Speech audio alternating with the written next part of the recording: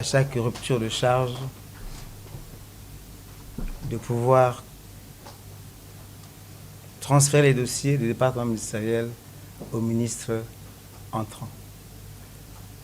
Ce qui a été fait, comme l'a rappelé M. le secrétaire général du gouvernement, au cours de l'apartheid que l'ensemble des membres du gouvernement entrant et sortant ici ont fait. En ce qui nous concerne, notre adresse de cette soirée va s'articuler autour de deux mots majeurs. Remerciement et vœux d'espoir et d'espérance. Remerciement à qui et pourquoi? Remerciement en premier lieu à Dieu, le maître des temps et des circonstances. Celui-là même qui écrit droit sur des lignes courbes. Pour nous avoir gratifié de santé et de vie, pour nous permettre d'accomplir les tâches qui ont été les nôtres durant ces années que nous avons passées au ministère de l'Intérieur. Remerciement également aux autorités de la République, Ali Bongo Ondimba, qui m'a fait le privilège de me choisir parmi des dizaines, des centaines, des milliers de Gabonais aussi méritants. Me choisir pour assurer la mise en œuvre de la politique en matière d'administration et de gestion du territoire national, en matière de sécurité intérieure, de protection des personnes et des biens, en matière de gestion des élections, en matière de gestion des libertés, car le ministère de l'Intérieur constitue l'interface entre les partis politiques et le gouvernement. Et que sais-je encore? Mes remerciements en troisième lieu iront à votre endroit, vous qui êtes en face de moi et ceux qui n'ont pas pu avoir accès à cette salle, ou beaucoup d'autres qui, pour des raisons ou d'autres, ne sont plus au ministère de l'Intérieur, et malheureusement également à ceux qui ont été rappelés à Dieu.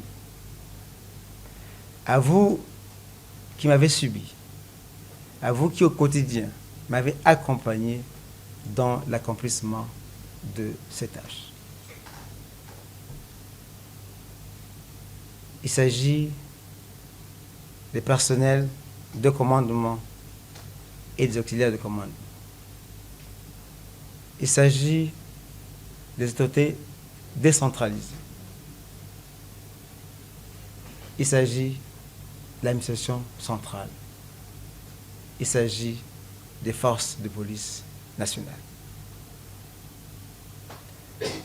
Nous clorons la boucle des remerciements par les membres de ma famille, des amis et connaissances, qui au quotidien également nous ont permis de pouvoir être à la hauteur. Le second axe de notre intervention se résume en vœux. Vœux d'espoir et d'espérance. Des vœux qui sont manifestés aux premières lueurs de la journée du 30 août 2023. Un mouvement de nos forces de défense et de sécurité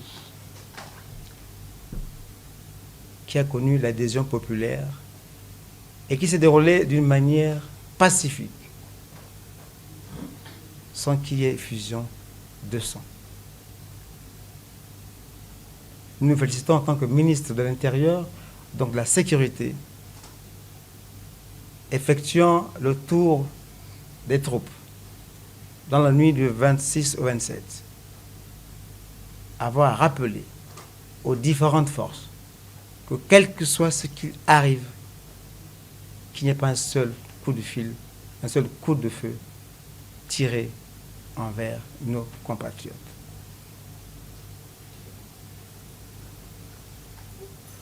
Espérance, parce que nous pensions que désormais notre pays va se distinguer par la bonne gouvernance, mettant ainsi fin à une multitude de centres d'intérêt et de décision qui plombent la marche de l'État. L'histoire récente, celle du 30 août, devait nous amener à apprendre à nous améliorer, à nous corriger, à nous bonifier et surtout à nous humaniser. Nous tournons vers le ministre de l'Intérieur. À cet instant, vous prenez le témoin dans l'effort, dans la course qui sera la vôtre. N'a pas besoin de vous demander de vous employer à faire en sorte que la course que vous allez mener, vous la faites au point où vos forces ne vous permettraient plus d'en faire plus. Ce qui est important dans une course de relais, c'est de bien faire sa course, de recevoir le témoin et de le transmettre. Le ministre Divala et moi-même tenons donc à vous remercier et à vous exhorter à travailler pour ce Gabon qui renaît afin que l'espoir et l'espérance intègrent durablement notre comportement, notre ADN gabonais. Monsieur le secrétaire général, c'est par ces mots que nous terminons notre adresse.